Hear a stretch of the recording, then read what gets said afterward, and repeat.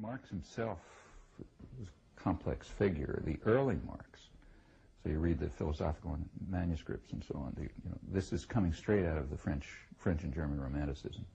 So the kinds of ideas you find expressed in Humboldt and in the more libertarian side of Rousseau himself was very split. But if you take the libertarian part of Rousseau, the second discourse on inequality and Humboldt and so on, all of this that's the background in which Marx grew up.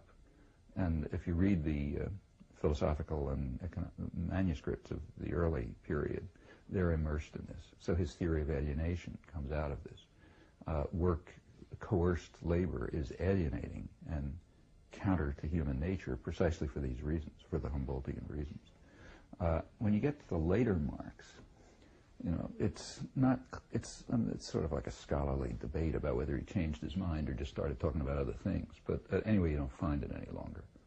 And by that time, Marxism does become, exactly as you say, very detrimental to this. So you get this idea, which you do find in Marx, but he couldn't have believed it, that human nature is just a historical product. And people are just malleable. They're made what their culture turns them into. You get this even in people like Gramsci, who was one of the more libertarian Marxists. But this idea that humans are simply formed by the environment and they are nothing but clay, passive clay in the hands of their molders, that's an idea which is very attractive to radical intellectuals because they think they're going to be the molders, of course, and that leads right to the Leninist version of Marxism. And it does become a kind of orthodoxy. And the earlier views are either forgotten or marginalized, although they're certainly there in Marx, and they certainly are in the tradition that he came from.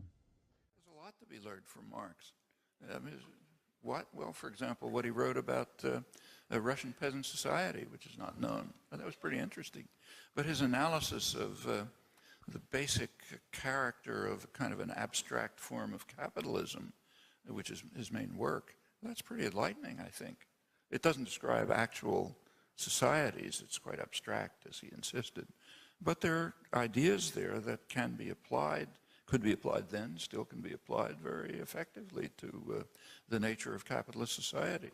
For example, to things like the environmental crisis, which Marx and Engels wrote about in their terms. There's plenty there to learn from.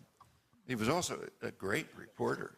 I mean, his commentary on ongoing events in Europe and India and elsewhere is extremely revealing. He was a very penetrating analyst of social systems.